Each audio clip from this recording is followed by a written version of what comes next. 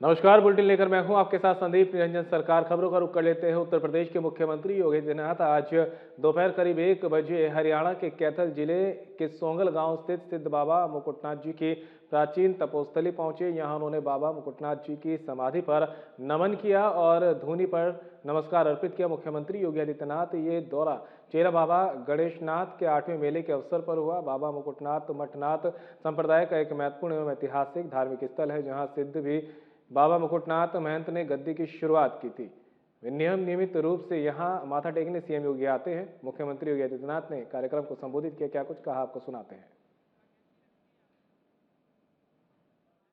भगवान की सियावर रामचंद्र भगवान की, सत्य सनातन धर्म की, सत्य सनातन धर्म की, भारत माता की, भारत माता की। शंभू जति गुरु गोरक्षनाथ जी महाराज की, शंभू जति गुरु गोरक्षनाथ जी महाराज की, दादा गुरु मच्छेंद्र नाथ जी महाराज की, दादा गुरु मच्छेंद्र नाथ जी महाराज की, सिद्ध शिरोमणि बाबा मुकुटनाथ जी महाराज की, सिद्ध शिरोमणि बाबा मुकुटनाथ जी महाराज की, ब्रह्मलीन पीर शंकरनाथ जी महाराज की, ब्रह्मलीन पीर शंकरनाथ जी महाराज की, ब्रह्मलीन पीर गणेशनाथ जी महाराज की, ब्रह्मलीन पीर गणेशनाथ जी महाराज की। नमः पार्वती पतिये हर हर।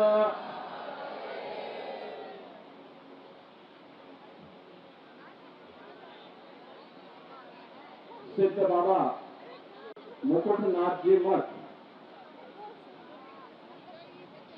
सोंगल में ब्रह्मलीन महंत पीर गणेशनाथ जी महाराज की 8 मान का भंडारा और संखाधान कार्यक्रम में आज इस मंच पर उपस्थित सिद्ध शिरोमणि बाबा मत्स्यनाथ जी महाराज की पावन पीठ स्थल गोहर के श्री महंत पीर बालकनाथ जी महाराज, सेवा के पीर श्री महंत शेरनाथ जी महाराज, उजाना मठ के पीर श्री महंत राजनाथ जी महाराज, बनौरी मठ के पीर श्री महंत हरिनाथ जी महाराज, हेरो कला पंजाब के पीर श्री महंत पूर्णनाथ जी महाराज, रायसन के पीर श्री महंत लहरनाथ जी महाराज, कोट कला के पीर श्री महंत जिताई नाथ जी महाराज, नाथ पंथ के हमारे श्री 12 के महंत कृष्णनाथ जी महाराज, श्री 18 के महंत समुद्रनाथ जी महाराज, इस पूरे कार्यक्रम के आयोजक सोंगल के पीर और नाथ पंथ की धर्मनाथ और पंथ से जुड़े हुए इस पंथ के मूल स्थल सोंगल के पीर महंत शेरनाथ जी महाराज, डबल शेरनाथ हो गए यहाँ पे, पेवा के भी शेरनाथ और सोंगल के भी शेरनाथ। आज के इस कार्यक्रम में उपस्थित भारतीय जनता पार्टी के पूर्व जिलाध्यक्ष श्री अशोक गुर्जर जी, मुनीष कटवाड़ जी, पूर्व मंत्री कमलेश ढांडा जी और आज के इस धर्म सभा में उपस्थित सोंगल और आसपास से जुड़े हुए हमारे सभी उपस्थित धर्म प्रेमी बहनों और माताओं बहनों, नौजवान साथियों, मैं सबसे पहले सोंगल में स्थित बाबा मुकुटनाथ जी की इस पावन समाधि स्थली को और इस पूर्ण पावन धरा को कोटि कोटि नमन करते हुए इस ब्रह्मलीन महंत गणेश नाथ जी महाराज के इस 8 मान के भंडारे और शंकाढाल कार्यक्रम के अवसर पर उनकी स्मृतियों को नमन करते हुए पूरे नाथ संप्रदाय की ओर से उन्हें विनम्र श्रद्धांजलि अर्पित करता हूं।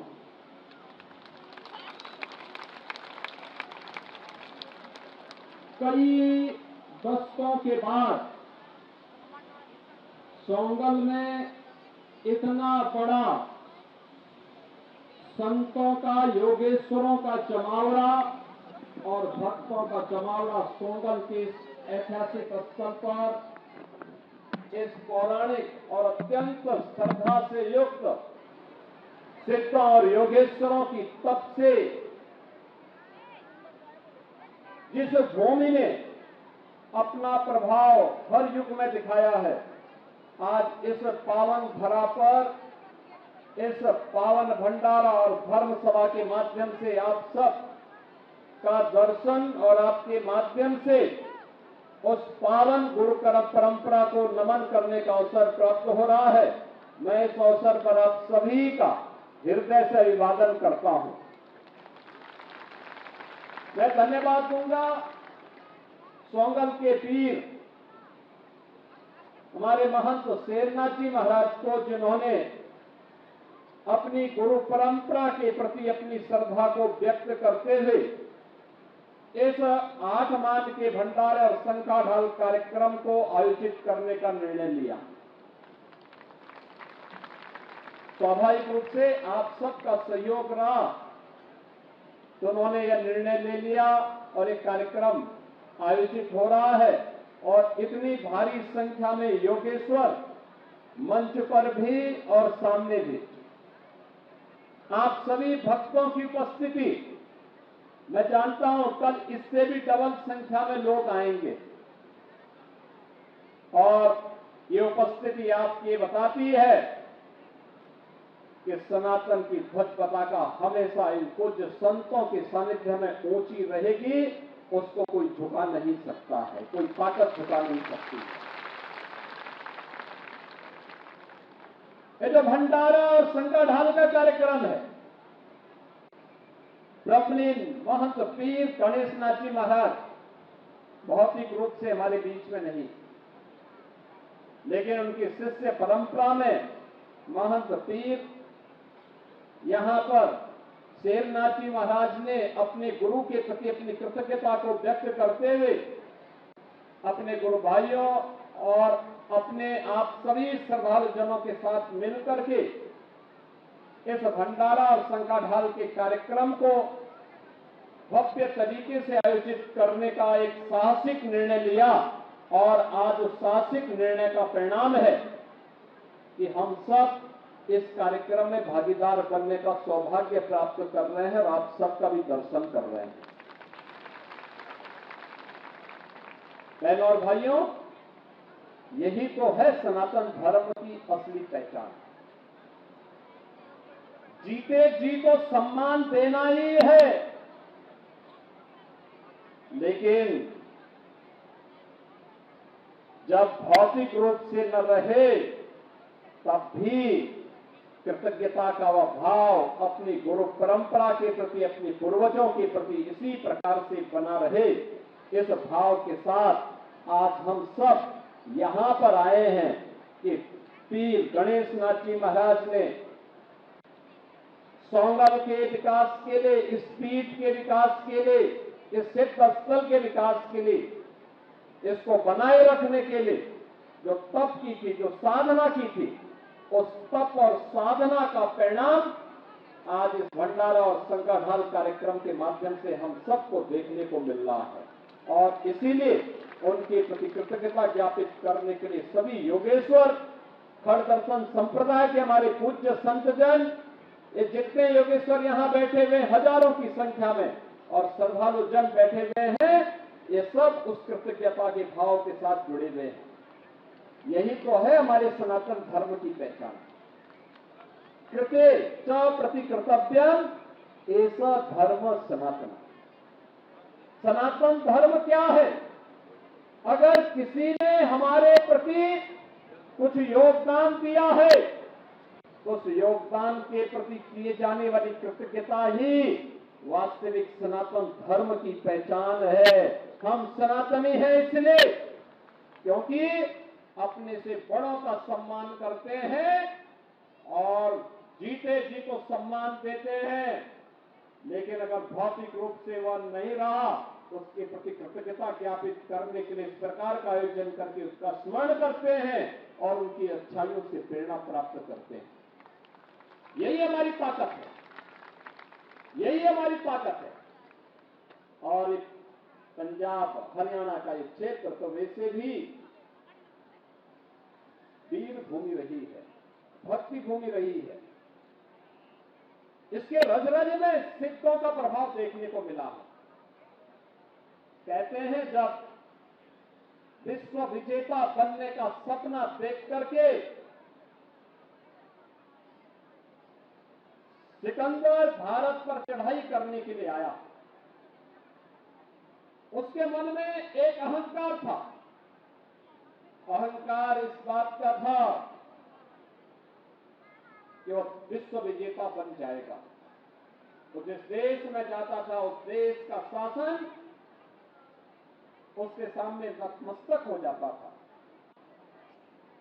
उसने इसी गलतफहमी में भारत पर हमला करने का दुस्साहस किया और जब वह भारत के अंदर उसके सैनिक घुसने की दिशा में उसके सैनिक घुसने के लिए आए तो आपने देखा होगा उसे बताया गया उसके सेना का पड़ाव पड़ा हुआ था और कहते हैं कि जब उसके सैनिकों के पड़ाव में किसी एक ने उसे बताया कि यहां एक योगी है, बड़ा सिद्ध है, चमत्कारिक है, वो जो बोल देता है वो सिद्ध हो जाता है। उसने कहा कि उस योगी को बुला के लाओ। तो उसके सिपा सलार गए, उन्होंने कहा कि सिकंदर, विश्व विजेता सिकंदर बुला रहे हैं। उन्होंने कहा कि कौन सिकंदर? हमारा योगेश्वर, सिद्ध योगेश्वर बोलता है कौन सिकंदर? अरे उन्होंने कहा, उसके सैनिकों ने कहा कि जो विश्व विजेता है। उसने कहा विश्व विजेता मनुष्य नहीं हो सकता है, गफलत मत पालो, और हम कोई सिकंदर को नहीं मानते। उसके सैनिक वापस गए, उन्होंने सिकंदर को बोला कि भाई ये तो जो योगेश्वर है ये काफी चमत्कारिक है, लेकिन वो कहता है कि हम सिकंदर को नहीं मानते हैं। अगर आपका देश हो तो हम उसमें बल प्रयोग करें। सिकंदर ने कहा नहीं, मैं स्वयं चलता हूं। बहनों और भाइयों, जब वो सिंध के तट पर बैठे हुए सिद्ध योगेश्वर के पास जाते हैं, वह मानता था कि मैं विश्व विजेता बनने का सपना देख रहा हूं, तो जैसे राजे रजवाड़ों ने मेरे सामने नतमस्तक होकर के तमाम देशों ने अपनी उनके सामने आत्मसमर्पण किया, ऐसे ही यह सन्यासी या योगेश्वर या योगी भी करेगा। लेकिन जब सिकंदर सामने आता है, उसके सिपा सालार बोलते हैं कि सिकंदर महान आए हैं, इन्हें सम्मान मिलना चाहिए। योगेश्वर अपने आसन में जमा रहा और सन्यासी अपने आसन से नहीं उठा। सिकंदर को लगा कि मेरा अपमान कर रहा। उन्होंने पूछा उसको कि भाई मुझे पहचानते नहीं, मैं तो सिकंदर हूं। उन्होंने कहा भी देखो, मैं केवल मनुष्य को पहचानता हूं, ईश्वर के अलावा मैं किसी को नहीं मानता हूं।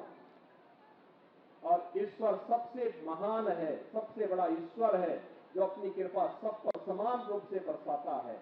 आप ईश्वर से बड़े नहीं हो सकते हैं, और जो ईश्वर से बड़ा नहीं हो सकता, मैं उसको महान नहीं मान सकता। आप देख रहे होंगे कि पूरी सेना और सिकंदर को उसी के सामने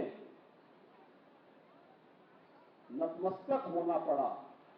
और सन्यासी ने उनको कहा, ये भारत भूमि है, याद करना, अभी तो ये पहला मुकाबला है, आगे बढ़ोगे तो वापस नहीं जा पाओगे।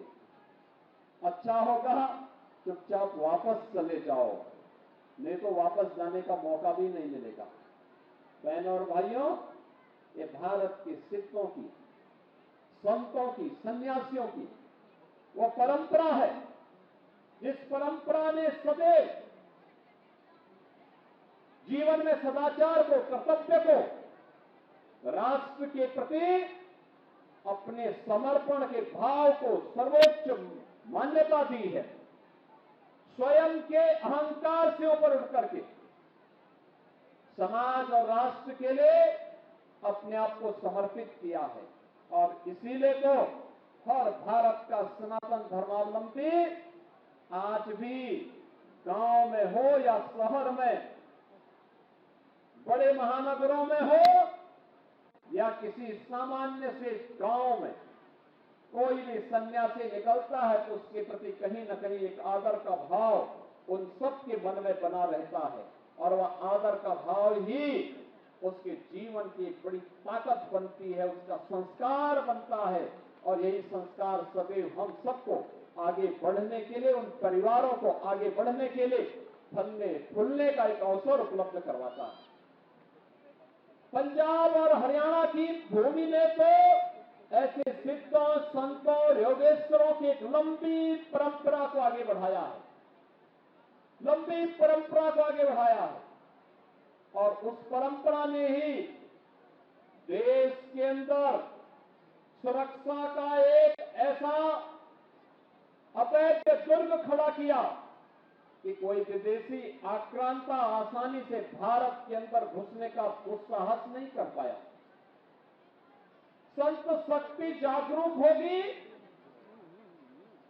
और ईमानदारी के साथ धर्म और सत्य के मार्ग पर चलते हुए राष्ट्र की चेतना को जागरूक करती रहे, तो दुनिया की कोई ताकत भारत का और भारत के सनातन धर्मावलंबियों का बाल बांका नहीं कर सकता है।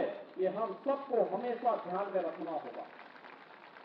बहनों और भाइयों, जो श्रद्धा और समर्पण का भाव है, ये हमें विनम्र बनाता है, ये हमें संस्कारित करता है, ये हमें हमारे कर्तव्यों के प्रति बोध कराता है, या हमें अपने पूर्वजों के प्रति कृतज्ञता का भाव और समाज और राष्ट्र के लिए अगर किसी ने कुछ किया है, उनके प्रति भी आभार व्यक्त करने की एक नई प्रेरणा हम सबको प्रदान करता है।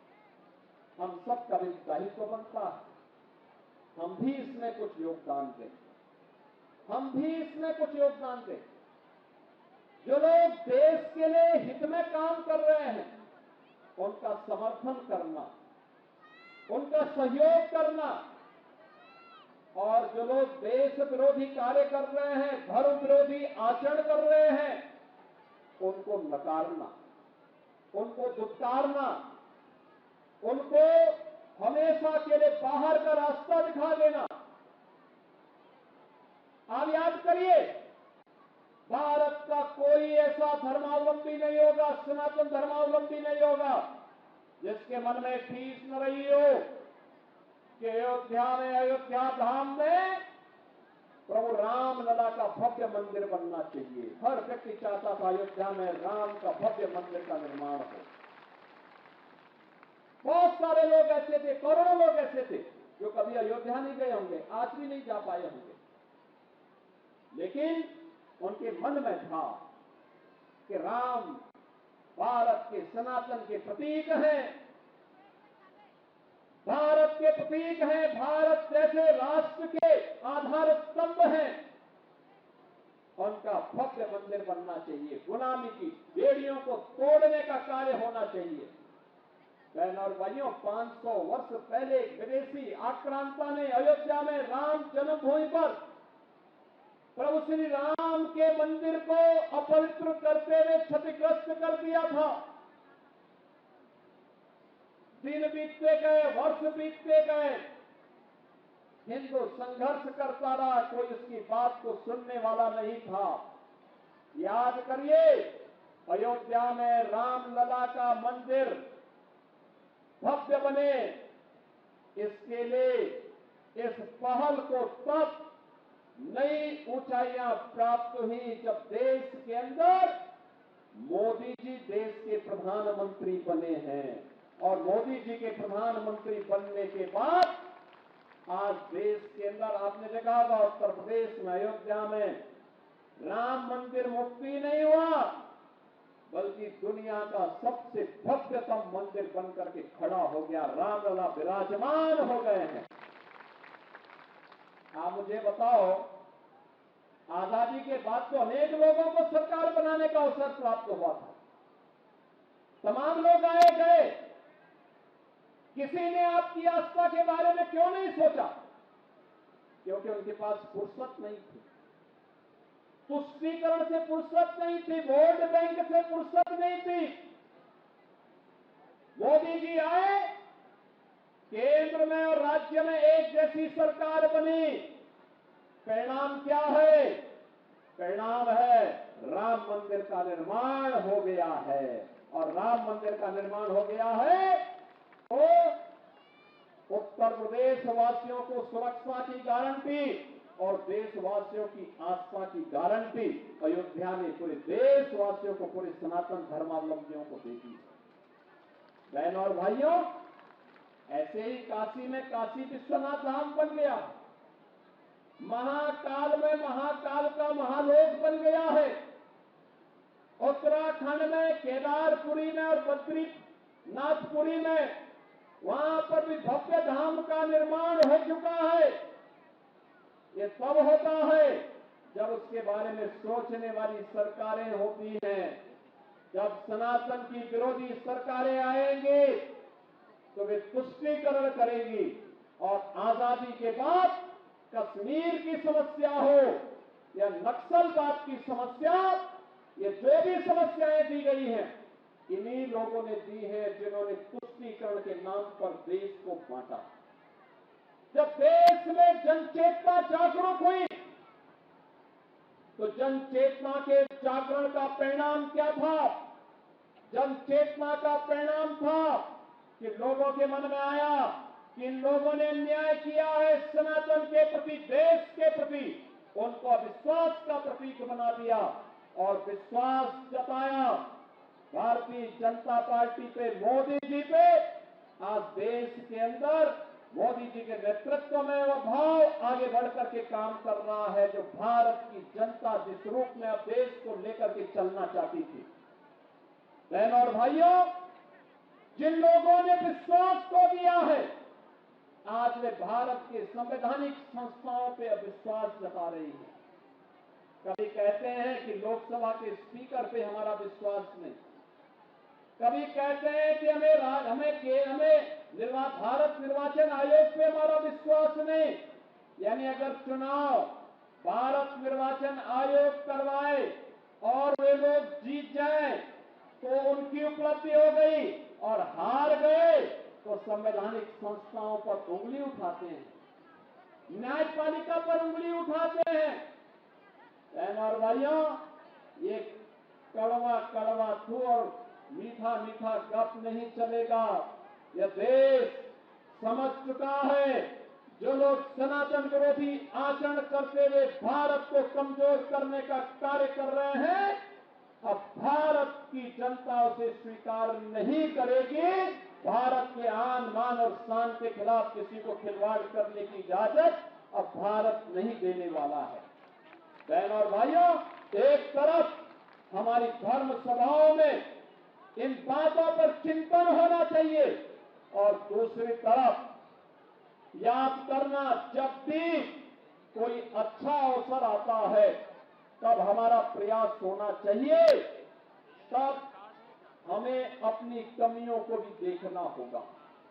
याद करना, भारत का दुश्मन हमेशा इस फिराक में रहता है कि कहां कमजोरी रह गई है, उस कमजोरी से कैसे हम इस देश को कमजोर और कर सकें, और वही स्थिति है। मैं आप सबका आह्वान करूंगा, भारत का दुश्मन पाकिस्तान भारत के अंदर किसी न किसी शरारत के तहत नशे के कारोबार को बढ़ाने का कुत्सित प्रयास कर रहा है। हम अपनी युवा पीढ़ी को, समाज को जागरूक करें, नशे के खिलाफ अभियान चलाएं। नशा नाश का कारण है। नशे के खिलाफ हमारे द्वारा किए जाने वाले किसी भी प्रयास के लिए यह देश के लिए की जाने वाली सेवा ही है। हमें नशे के खिलाफ एक आंदोलन को आगे बढ़ाना होगा और बताना होगा, ये नशे के सौदागर देश के दुश्मन हैं, इनको पनपने नहीं देना चाहिए, इनको किसी से प्रश्रय नहीं लेने देना चाहिए।